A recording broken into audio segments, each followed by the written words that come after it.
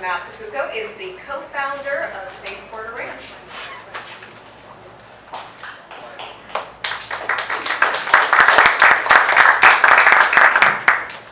Hello again.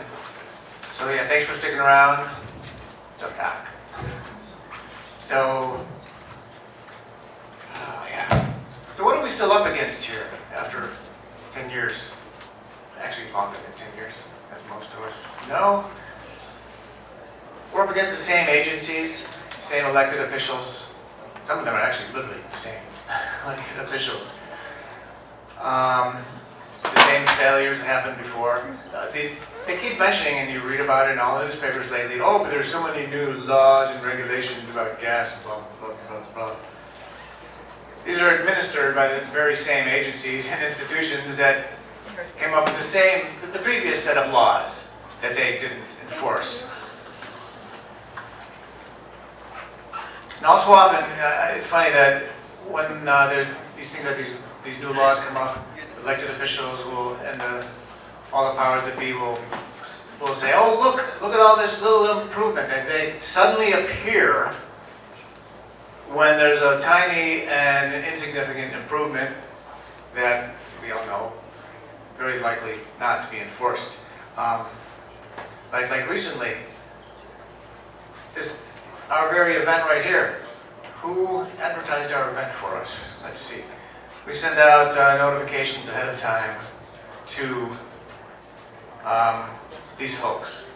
Lindsay Horvath, supervisor, county supervisor, nothing on her website, nothing in her newsletter. John Lee, city council rep. Ahead of time he knew about it, nothing in his newsletter, nothing on his website. Porter Ranch Neighborhood Council. Sorry, Assad.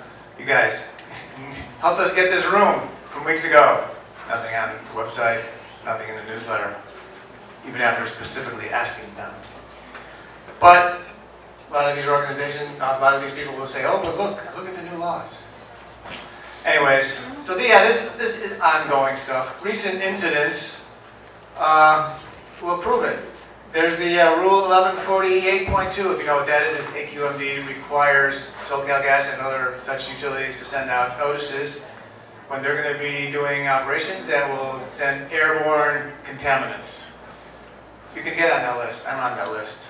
These notices come in all the time, all over Los Angeles. And up by us, October 23rd, happy anniversary, 2 notices. October 6th, 1 notice. September 19th, 2 notices. September 16th, 1 notice. August 8th, 2 notices. July 21st, 1 notice. These all include a map showing exactly where that well is. That they're going to be, like Deirdre mentioned earlier, they're going to be spraying chemicals, cleaning it out, and this stuff goes airborne, and that's why we get these notices.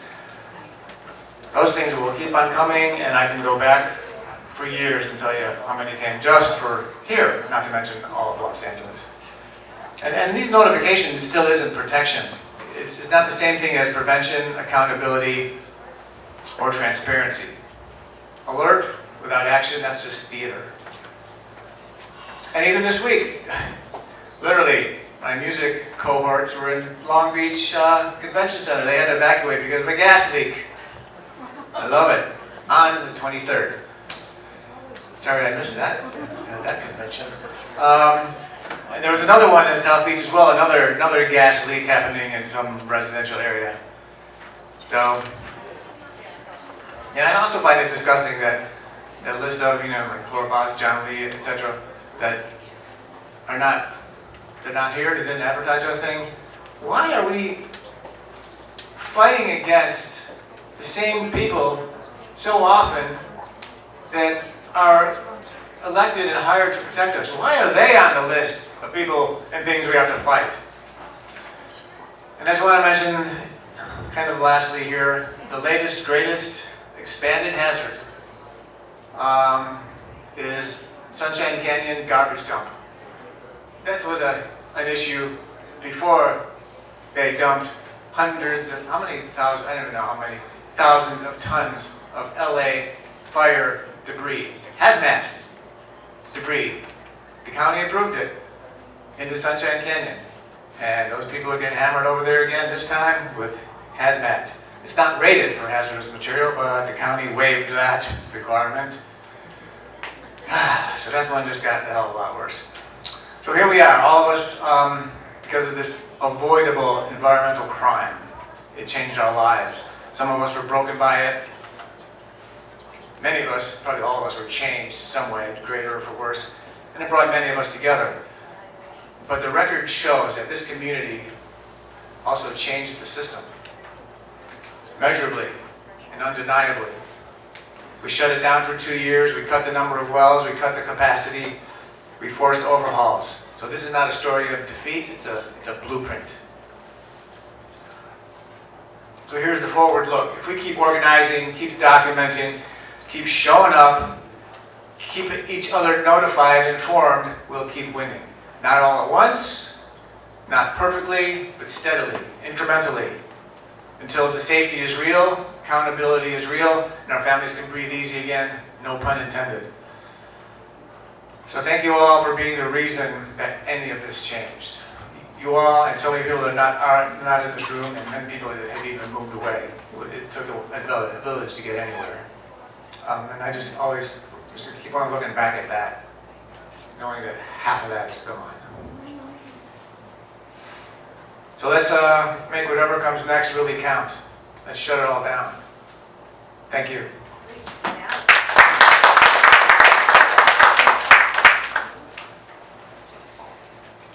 Thank you so much, Matt. So I'm sure, as everyone's been looking around the room, you've seen posters like this one. Newsom shut it down, 2020. Aliso Canyon is still not shut down. Every single year, every single day, community members are still urging the Newsom administration to keep their promise in shutting down Aliso Canyon. This poster itself is older than when I started working at Food and Water Watch. I would like to see justice for this community. This community deserves justice. Aliso Canyon continues to be a public health crisis. So I hope that from all of the presentations that you've heard today, that you can take something back and hopefully turn that into a reason to continue fighting, to close down this dangerous facility, to protect community health, to protect our futures, because we deserve it. And I am going to open it up to comments from any community members who would like to speak. All right, and I see that we are joined by Congressman Brad Sherman.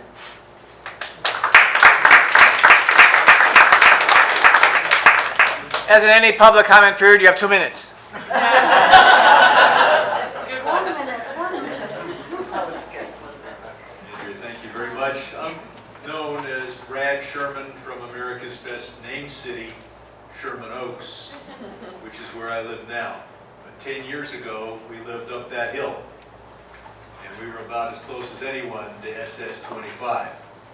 So I want to thank Food and Water Watch, Save Porter Ranch, Aliso Moms, and all the activists here. Thank you. They're with us then, they're with us now in saying, shut it down.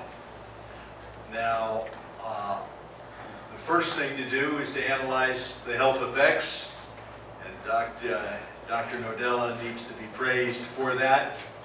We then need to provide the medical care and compensate the victims. We need to regulate this facility as long as it's there. And it should have been closed 8 to 9 years ago. As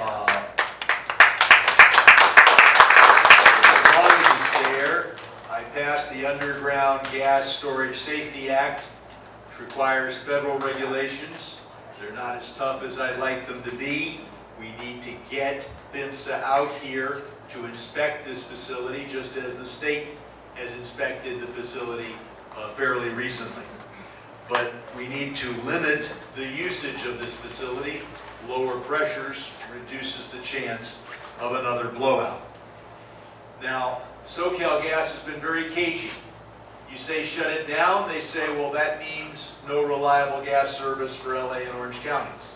You say, okay, develop a system, crickets. They haven't spent a penny to develop a system to provide reliable natural gas to the metro area while shutting this facility down that everybody agrees should be shut down because it's one of the largest natural gas storage facilities in the entire country, and it's located 1 inch outside the city limits of the second largest city in this country. So I will be pressing to try to get a federal inspection. We will all be pressing to reduce standards. We will all be pressing to have continuous state monitoring. But most importantly, we need to force the Public Utilities Commission to force SoCalGas to quickly develop a system to provide natural gas without using this facility.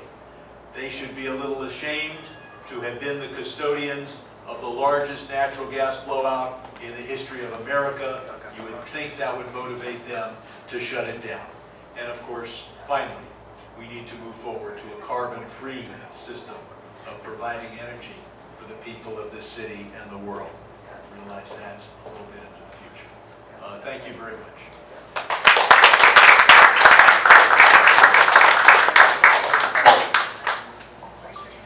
Thank you, Congressman. You have a question? Any questions? Yes, Yeah. any? I have a question. Oh, they told me I only had 2 minutes.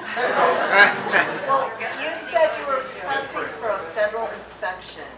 And I live near a gas storage facility in Playa del Rey. I've asked my Congress member what to do about it, and they said there's no federal nexus. But if you have this law there, what is the agency that you're going to be pressing?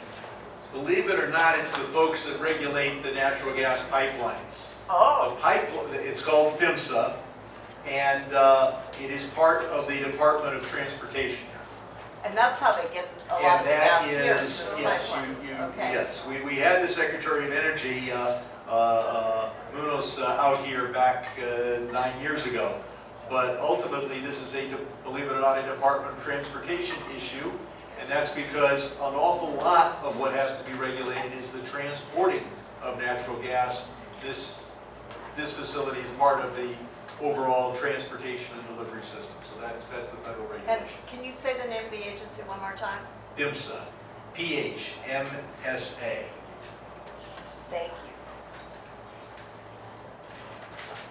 Speaking of man-made natural disasters, and it's speaking as a constituent, Brad, will you sign the Block the Bombs bill to stop And more? are we supposed to go that far? Because I can talk for about 10 minutes about what's going on in the Middle East. No.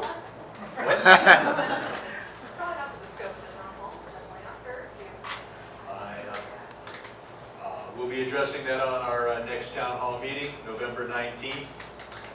Dial on in. Of course, we had the in-person town hall just a month ago. Yes. Thank you for being here. What have you and your staff during the 4 Biden years, when we maybe had a more favorable U.S. EPA, and have meeting, did you get anywhere with, tell us a little about. We got them to restore the regulations that Trump had watered down. We did not get the inspection. And did we get the level of attention that I would like? No, we didn't.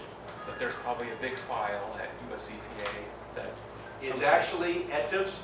Oh, It's strange. You think it's an Environmental Protection Agency issue, but it's actually subject to this agency, which over the decades has been not all that rigorous, which is maybe why we've had not only this blowout, but you remember the big blowout that was the storage facilities, transportation up in Northern California, and several others. And PHMSA is not noticed for biting the hand of the oil and gas industry. And because the methane may have drifted to the Angeles National Forest under the Department of Agriculture and to the National Park Service and the Well, federal. look, this methane is one aspect of global warming worldwide. It didn't just drift a little bit. I wonder if you can get those two federal agencies, Department of Agriculture, Forest Service, and National Park Service in Santa Monica.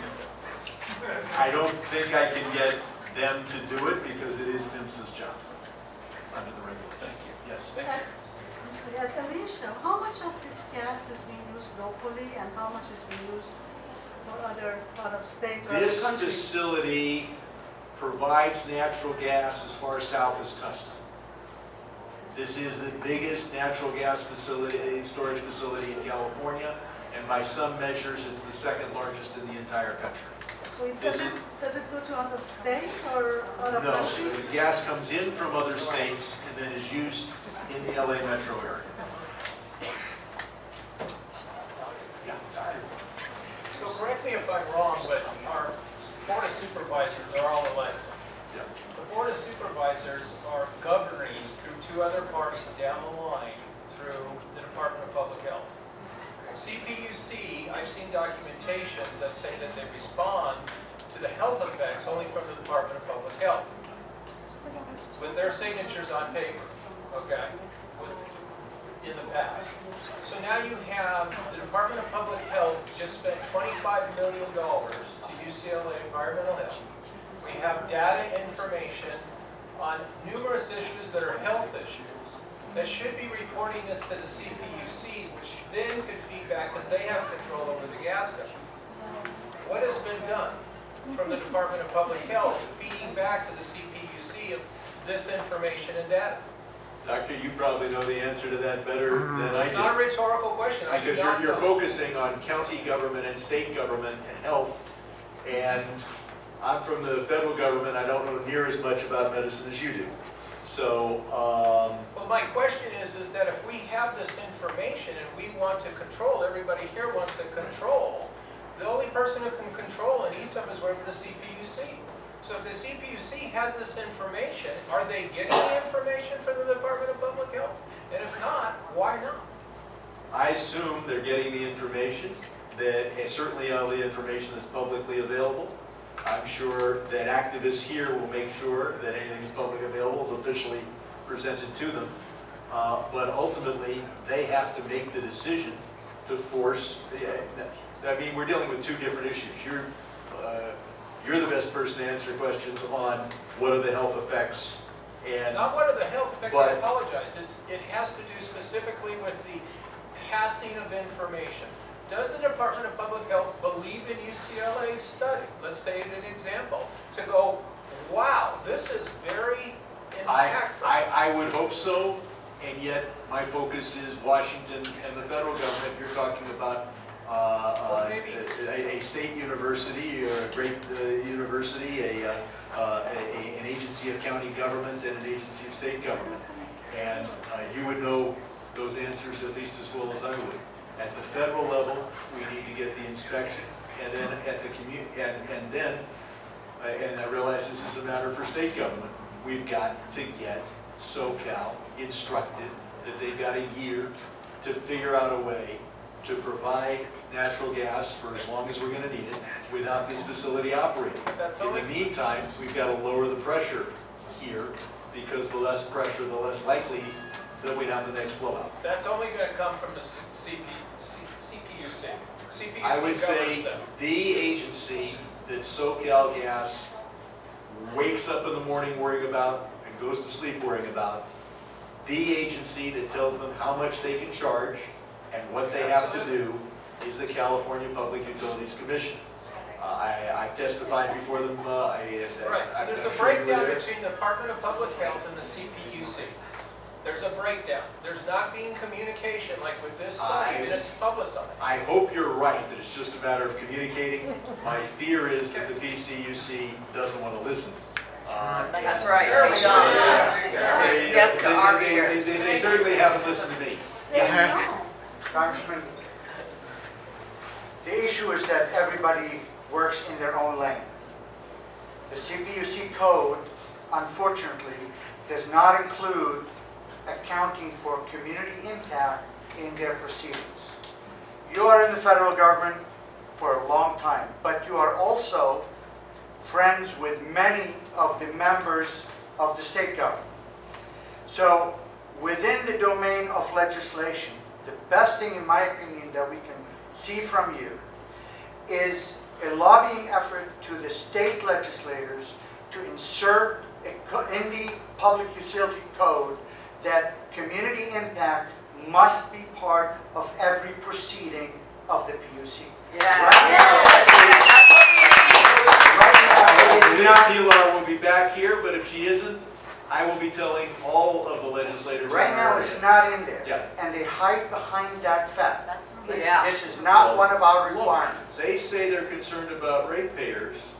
How much did SoCalGas lose because they had this facility? Wasn't enough, but they wrote a damn big check. I got the amount here in my notes. I think it was over $100 million. We stalled because of that limitation. We need that code in the Public Utility Code. That's it. See, you all got it I right. would have to get to study it. Yeah. If it's not clearly in the code, it certainly should be. And, $60 you billion studied it recently, company. yeah. Come out of the- Folks, I was told to come here, speak for 3 minutes, and turn it back over. I was introduced by someone who told me to keep it down to 2 minutes. Now, you decide whether I take one more question or not, but it's either 1 or 0. I mean, you told me to come here for... Two questions. No worries. Okay. But yes, I'm sure as you're around, constituents will come up, but thank you so much. Gotcha. Town hall meeting, November 19th. All right, any comments from any other community members at this time? We wanted to ask him questions. Yes? This morning on Fareed, Zacarias, GPS, Global Public Square, CNN, he had a guest on artificial intelligence and the environmental impacts of that, and said that methane is the primary source for making all these giant artificial intelligence computers and stuff work and run and everything like that. And that makes me think there's motivation. Are we going to be on guard for another avenue of how Porter Ranch might have another license to be giving methane for some giant artificial intelligence place here? Definitely on, I can't say that AI data centers right now are on the tops of a lot of people's minds, you know, even including the organization that I work for, but I wouldn't really be able to give a clear answer on that. But definitely something to keep in mind. All right. And it's fossil gas, not natural gas. That's a PR term. All right. Scientifically, Now, I'm we also should going to say remind methane folks gas. that we do have food available. We have the space until 7 p.m., so we'd of course love to use it. So please go grab food, and thank you so much for joining us today. And also, around the room and on the front tables, you will also see flyers encouraging you to please scan a QR code and donate to Save Porter Ranch. And get a t-shirt. And Food and Water Watch. You can also get a Save Porter Ranch t-shirt. We are both nonprofit organizations, and all those funds go towards being able to put on events like this to educate the community, and also get our communities mobilized, organized, and working towards climate justice and shutting down Aliso Canyon. Thank you all so much.